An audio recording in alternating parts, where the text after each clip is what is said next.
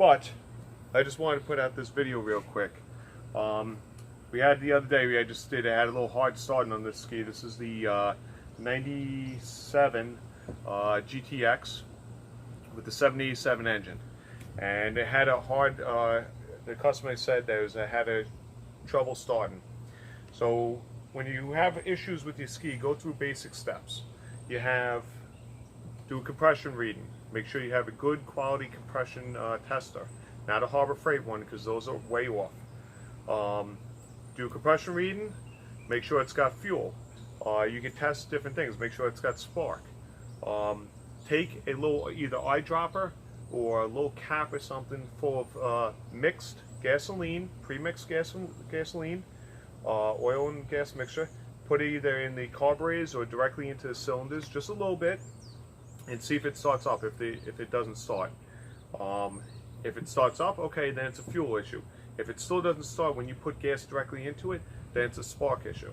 Well, this it would start up and it would run fine in the driveway. It would not bog down. It was right there on point. It'd snap. Everything was perfectly fine. But there's a lot of complaints where people do all these things. Runs fine in the driveway. You put it in the water, all of a sudden it will not start. It has trouble starting. It won't run right. And I get a lot of complaints. Yeah, but I rebuilt the carbs, I rebuilt the engine, I rebuilt this, I rebuilt that, and it's still not doing it. What else could it be? It could be a number of things, but one thing to check out, which is the easy thing to check, is your rotary valve. Okay? In another video, I explained about the whole engine and what the rotary valve is, how it's not a Rotex engine, it's a rotary valve engine. And what happens is, with this one in particular, we did the carburetors, we did compression tests, we got 145 in each cylinder, so all the compression looks good, the engine is good. So I took and it would start up fine. It would start up perfectly fine and run great in the driveway. As soon as you put it in the water, nothing. So I ended up taking the rotary valve cover off and taking measurements.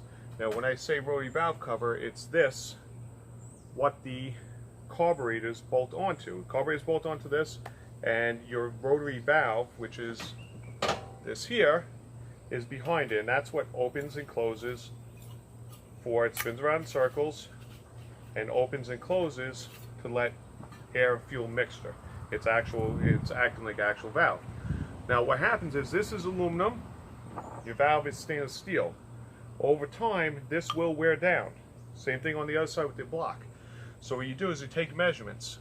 You take from the lip here, you take the thickness of this, not the whole thickness, just from here to here, the thickness of this valve, and then you compare it to how deep inside there is on the block.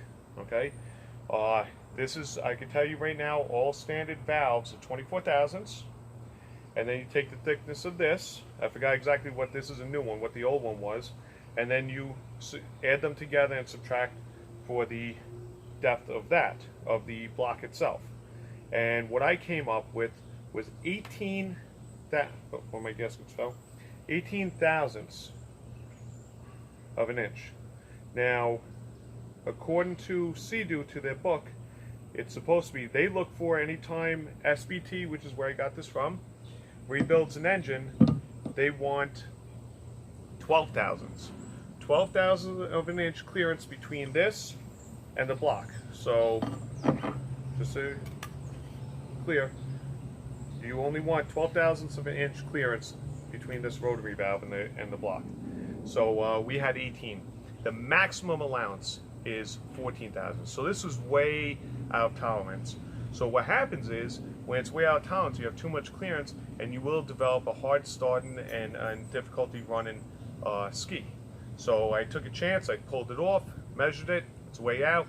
Now here's the nice thing about it, is this part here, you call up SBT, you give them the numbers, right on the bottom there's little numbers, serial numbers, you give them that number for that engine, and they will send you one for $100, and they send you prepackaged and everything, and you send the old one to them, and they will remachine the old one to sell to someone else. Obviously it's just a core charge, it's just a core. But they send you one that's 12 thousandths already set up to go. So it's simply take off the carburetors, 4 bolts, pull the valve.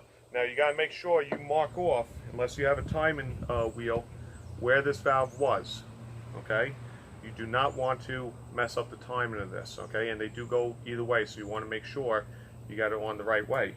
But mark it off. Unless you have a degree wheel, you know, you bring the cylinder, you put a pen or a screwdriver or a pencil in the number 1 cylinder, which is the magneto side. Bring it to top dead center. Make sure it's at top dead center. Go back and forth to make sure it's top dead center, and mark it off. I usually take a marker rather than using a degree wheel and going back and forth with 180 and 136, and I just usually use a marker. I mean, with this, I will double check to make sure it's degreed right, but marker, trace it out, mark the gear, mark the valve itself, take pictures of it, whatever you gotta do. This way you know how it goes back. But you pull it all off, you take the measurements, take a micrometer, a very good micrometer. If you get a digital one, it's better. And you mic it out, and you get a new one. For $100, if those people don't mind spending $100, and you just feel that you did everything else, you want to try it, and don't even bother micing it up, you do that. And they send you this, like I said, fully machined, ready to go, where it's within tolerance. Again, these are older skis. This is 20 years old, 21 years old. It will wear down. You have stainless steel constantly scraping against aluminum. It's going to wear down. So so that's what we found out with this. So I'm going to go ahead and put this together and let you guys know how it runs afterwards. All right? And again, it's very easy. Pull the carburetors off. Pull the 4 bolts. 4 Allen head screws.